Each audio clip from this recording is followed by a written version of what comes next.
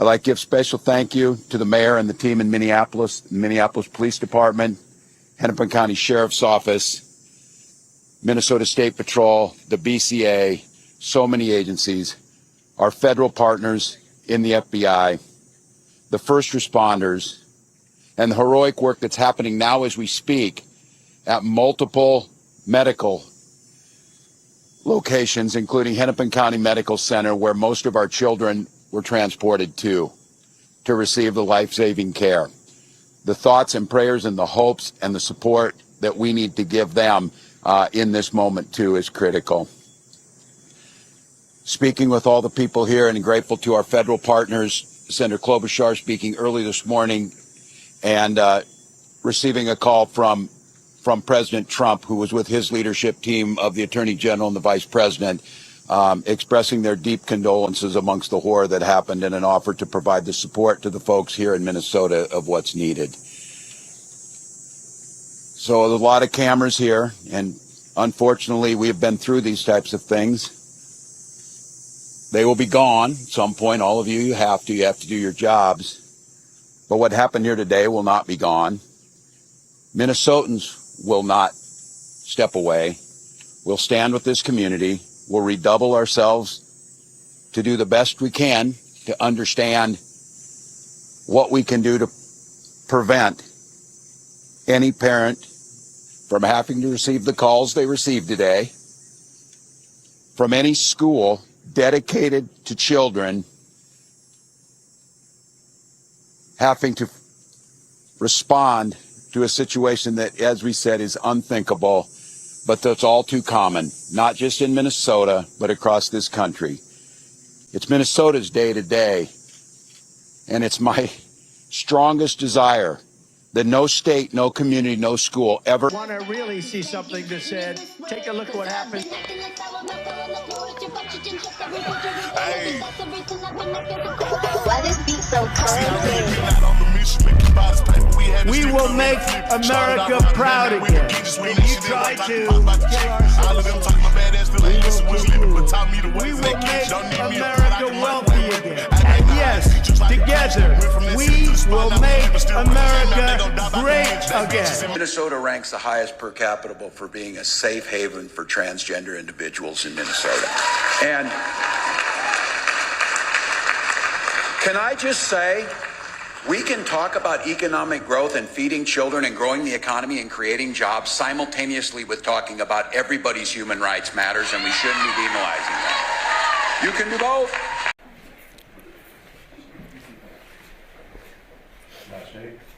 I'm gonna do it. Guess what? Love wins. Here you go.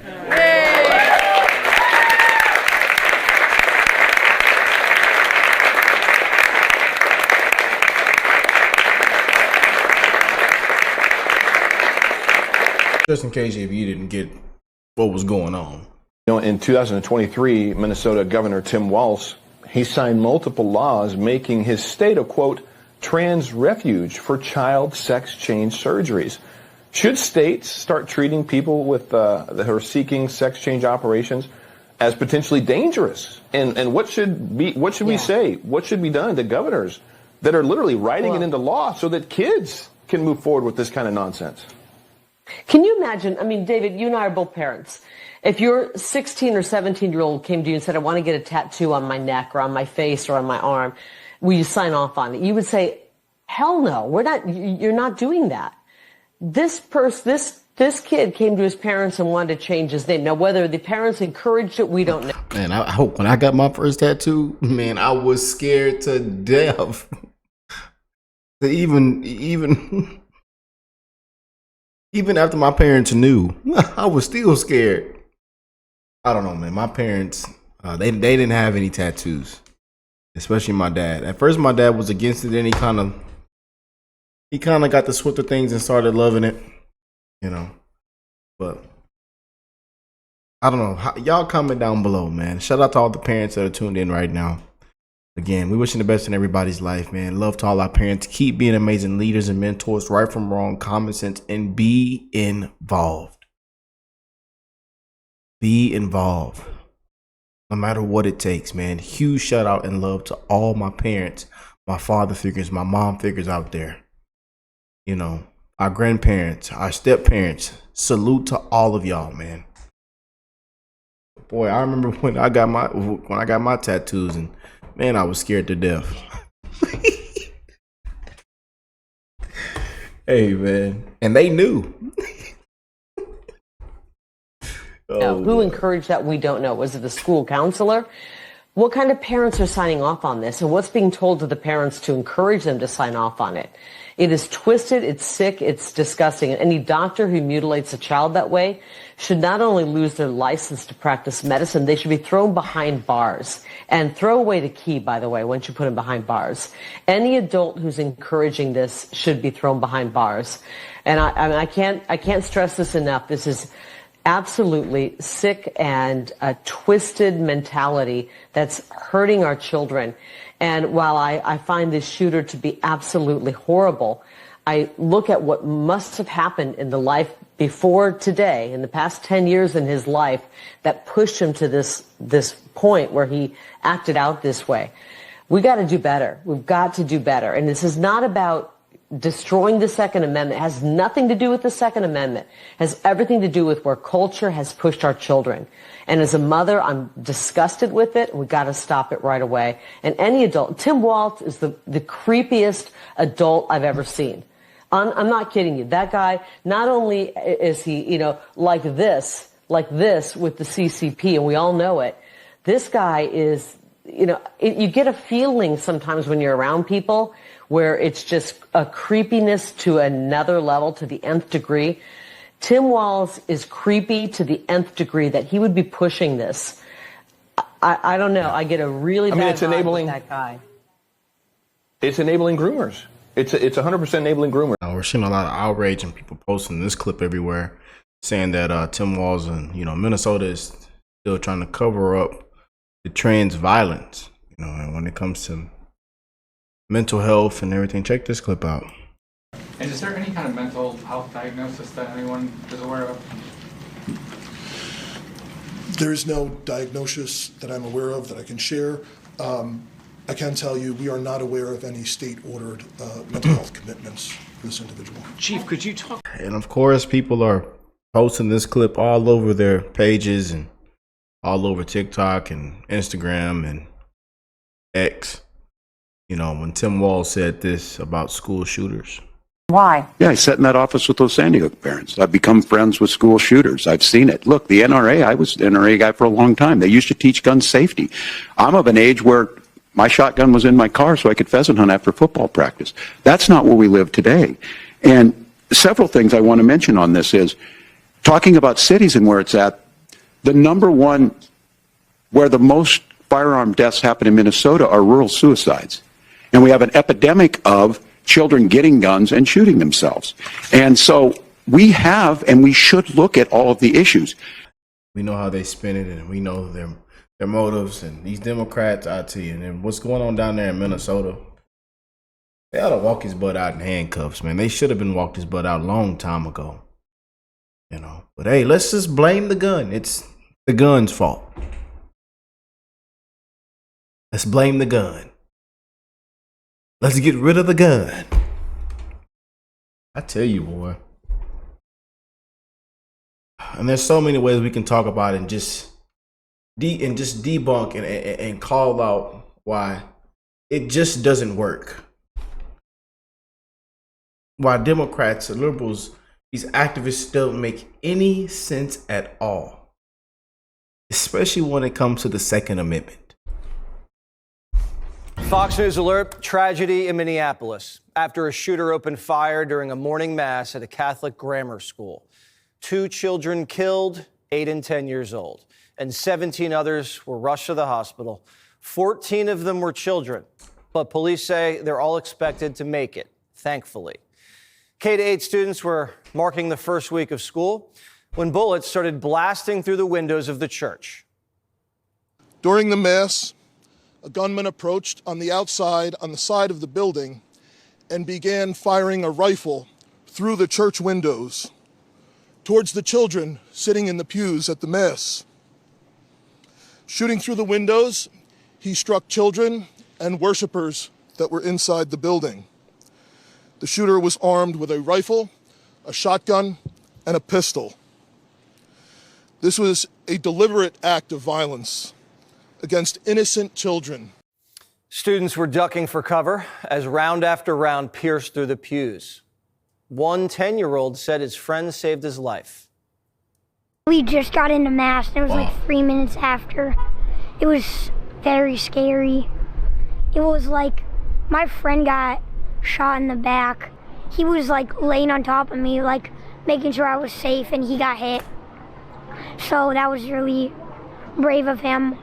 And you have a nick on your neck? Yeah, that was, I don't even know what it's from. Kind of looks like debris or something. But that came from during this? Yeah. How are you feeling?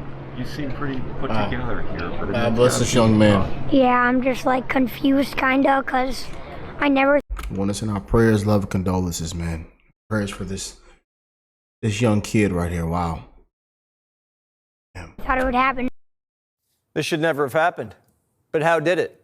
The shooter was identified as 23-year-old Robin Westman. Robin changed his name from Robert back in 2019 when he was a minor. His mother submitted the name change on his behalf. The court documents say the minor child identifies as female and wanted her name to reflect the identification.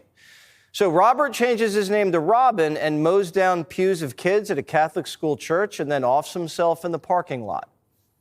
And it wasn't just a random church. His mother used to work there. CNN reports Westman actually graduated from there in 2017. And this morning, he showed up with a rifle, shotgun, and pistol. Hours before the shooting, Westman posted a 20-minute video where he paged through a manifesto, described himself as severely depressed and suicidal. He fantasized about the Sandy Hook massacre and said he loves to see kids get shot. The morning shooting was obviously premeditated because there was a drawing of the floor plans in his notebook. The video also shows Jesus' face as target practice. Westman wrote things on his weapons, such as, "Where is your God? Israel must fall. Nuke India. Suck on this. And kill Donald Trump." The FBI is investigating this as an act of domestic terror and a hate crime targeting Catholics. But police say they don't know anything. We don't have a motive at this time. Obviously, we're open to any possibilities at all, but we don't have a motive. The media says the motive doesn't matter. It's the gun's fault. I think it's either like you have to be honest and say what will actually work, which is what nobody wants to hear, which is that there are just simply way too many firearms and they're way too accessible. And even if they're too powerful? And they're too powerful. Even handguns, too. So a suicidal transgender who hates Trump's Christians and Jews shoots up kids at a Catholic school, and the media wants to take away your handgun. So how are we supposed to protect ourselves from trans shooters? The media is bad at pattern recognition. We aren't. Just 2 years ago, another trans 20-something walked into a Christian school in Nashville with a rifle and shot 3 kids and 3 adults. They buried the manifesto and locked down the case. We've seen trans shootings in Colorado and in Maryland. They even shot up an ICE facility in Texas. And it seems like half of Antifa's trans. A couple of they-thems just got popped for firebombing Teslas. The mayor of Minneapolis says you can't say that. Anybody who is using this as an opportunity to villainize our trans community or any other community out there has lost their sense of common humanity. We should not be operating out of a place of hate for anyone. We should be operating from a place of love for our kids. I don't hate anyone who thinks they're trans. I feel sorry for them. But statistically, the trans population has been prone to violence. That's not villainizing, that's reality. And if you can't recognize reality, you're in danger. We love the American people, especially American children. And if they're troubled and believe they're somehow a girl trapped in a boy's body, we want to get them help. We don't want to give them hormones and operate on them. Society shouldn't be trying to produce more trans kids. We shouldn't be encouraging an emotional disorder or whatever this is. And doctors should stop profiting from it. Great Britain ended child sex change surgeries. They said it's barbaric, and they're right. And politicians should stop elevating the trans issue like it's the civil rights struggle of the 21st century. You see it all over Minneapolis. Minneapolis will continue to be a safe haven for our trans community. For being a safe haven for transgender individuals. We have sued them for gender-affirming care. Yes, we are not going to scapegoat our transgender community. When our children tell us who they are, it is our job as grown-ups to listen and to believe them. So when your 9-year-old tells you he's a horse, do you let him sleep out in the barn and eat hay? What are we doing here? Just a few years ago, the psychiatric community classified transgenderism as a mental illness. Then doctors went woke and removed it as a condition, and now millions of young Americans are identifying themselves as trans and getting high fives.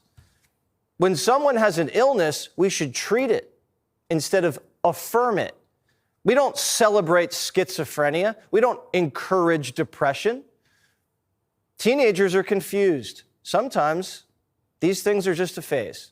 And if they're not, all right, then a grown man can wear a dress. If he wants to do that in America, he has that right.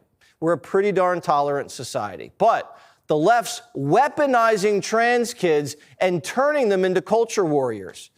And they've been turned loose against the church, schools, and Trump. You see it, I see it. The trans Klan has a militant wing, and it's out for blood. They're taking lives, defiling churches, and freaking everybody out. It was a very, very powerful monologue, y'all. Facts over feelings. Facts over feelings. And some politicians are doing more to protect shooters like Westman than soft targets like schools. In 2023, private schools in Minnesota begged Governor Walz to fund more school safety. They told him it was an urgent and critical need. Minnesota had an $18 billion budget surplus, but the governor didn't do it. Instead, he turned Minnesota into a trans sanctuary. And his attorney general, Keith Ellison, sued Trump so they can keep castrating little boys. Tim Walz failed. Our leaders keep failing us.